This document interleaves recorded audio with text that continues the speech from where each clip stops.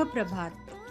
प्रभू येशू ख्रिस्ताच्या नावात विश्ववाणी परिवाराकडून आम्ही मार्गाकरिता प्रकाश कार्यक्रमात आपले सहर्ष स्वागत करीत आहोत.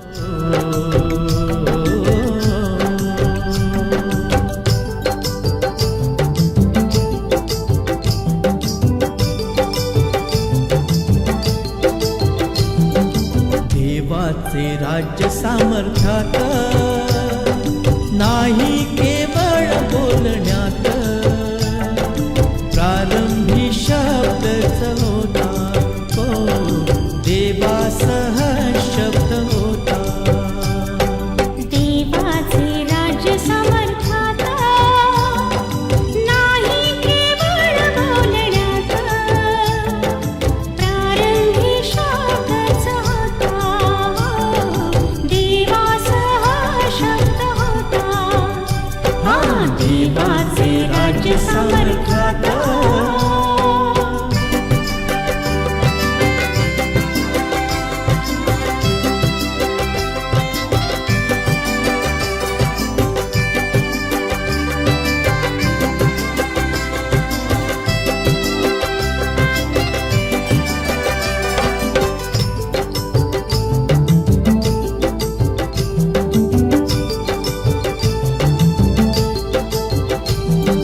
निर्मिली सृष्टी सौंदर्याला, निर्मिले त्याने मानवाला. निर्मिले सृष्टी सौंदर्याला, निर्मिले त्याने मानवाला. सामर्थ्याने सर्व झाले, देवाच्या मर्जीस आले. देवाचे राज्य सामर्थ्यात नाही केवळ बोलण्यात, हो प्रारंभी शब्दच होता, हो देवासह शब्द होता. देवाचे राज्य सामर्थ्यात.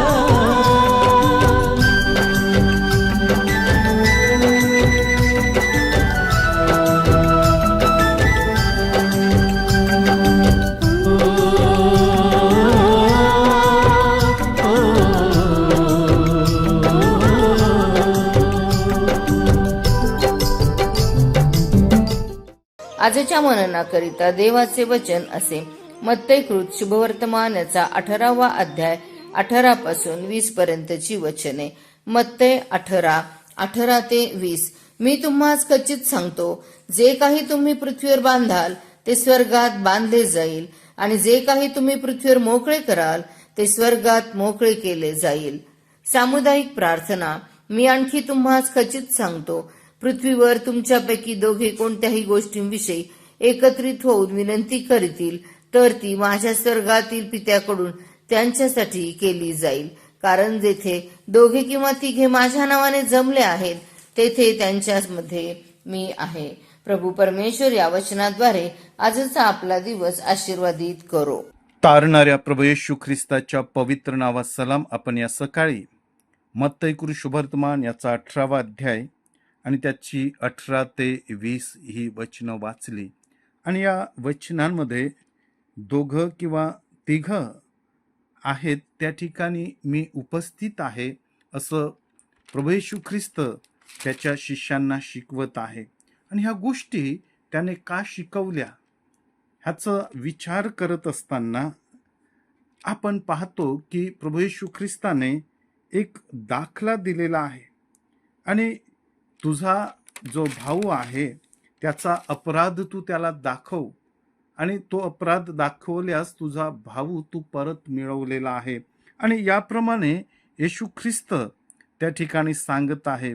परंतु त्याने जर ऐकलं नाही तर एक किंवा दोघांस तू आपणाबरोबर घे असं या ठिकाणी सांगत आहे.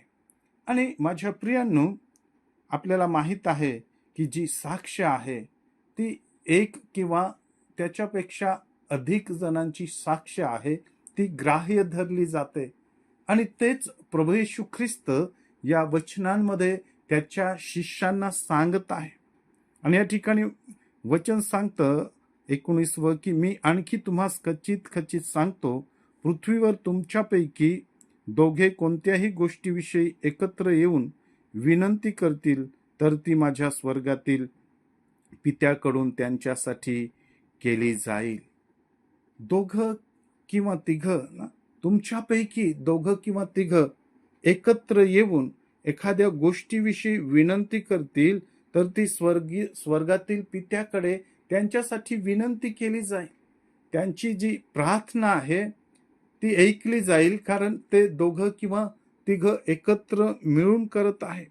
कारण ज्या ठिकाणी देवाच्या नावाने दोघं किंवा तिघं आहेत त्या ठिकाणी परमेश्वराचं वचन सांगतं की तेथे त्यांच्यामध्ये मी उपस्थित आहे.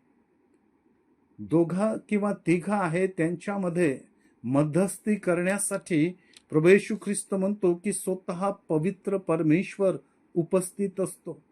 आणि म्हणून वचन सांगतं की तुम्ही जे पृथ्वीवर बांधाल ते स्वर्गामध्ये बांधले जाईल आणि जे काही तुम्ही पृथ्वीवर मोकळे कराल ते स्वर्गात मोकळे केले जाईल. किती छान पवित्र परमेश्वराने प्रभू येशू ख्रिस्ताने या ठिकाणी शिकवण दिलेली आहे.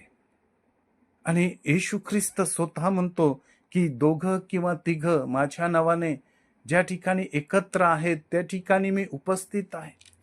परमेश्वर कुठे उपस्थित असतो, त्याची उपस्थिती कुठं असतं? जे मनापासून ना त्याचं कार्य करतात, मनापासून आत्म्यापासून देवाला आवडणाऱ्या गोष्टी करतात. या ठिकाणी वचन सांगतं की पृथ्वीवर बांधाल ते स्वर्गामध्ये बांधलं जाईल. तुम्ही जे पृथ्वीवर बांधाल, पृथ्वीवर जे कार्य कराल, पृथ्वीवरून जी हाक तुम्ही माराल ती स्वर्गामध्ये ऐकली जाईल.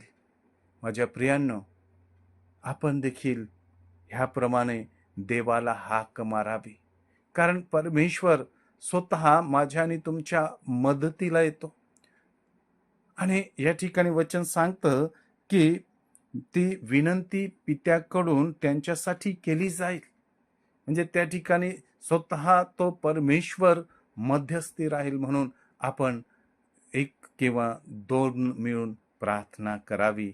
देवा, ही वचनं आपणासाठी आशीर्वादित करू. आपण प्रार्थना करूया. स्वर्गीय पित्या, तुझी स्तुती करतो, तुला धन्यवाद देतो, कारण ज्या ठिकाणी दोघं किंवा तिघं आहेत त्या ठिकाणी तुझी पवित्र उपस्थिती आहे. आणि म्हणून देबापा, आम्ही सदोदित दोघं किंवा तिघं मिळून तुला धन्यवाद द्यावा, तुझी उपकार स्तुती करावी, तुला हाक मारावी, यासाठी तू आमचं सहाय्य कर. येशूच्या नावात मागतो म्हणून तू ऐक. आमेन.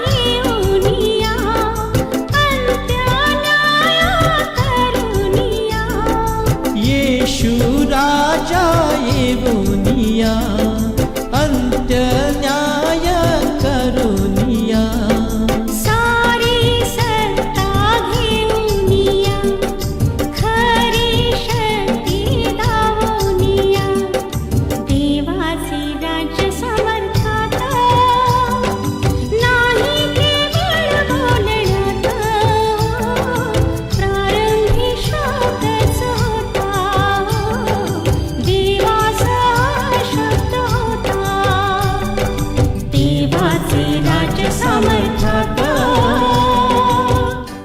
त्याप्रमाणे तुमचा प्रकाश लोकांसमोर असा पडू द्या की त्यांनी तुमची सत्कर्मे पाहून तुमच्या स्वर्गातील पित्याचे गौरव करावे. आपल्या प्रार्थना विनंत्या कोणत्याही वेळेस विश्ववाणी प्रार्थना केंद्राला टोल फ्री नंबरद्वारे कळवू शकता. आमचा टोल फ्री नंबर 1-800-2700-333. आम्ही आपणासाठी या नंबरवर प्रार्थना करण्यास उपलब्ध आहोत. धन्यवाद.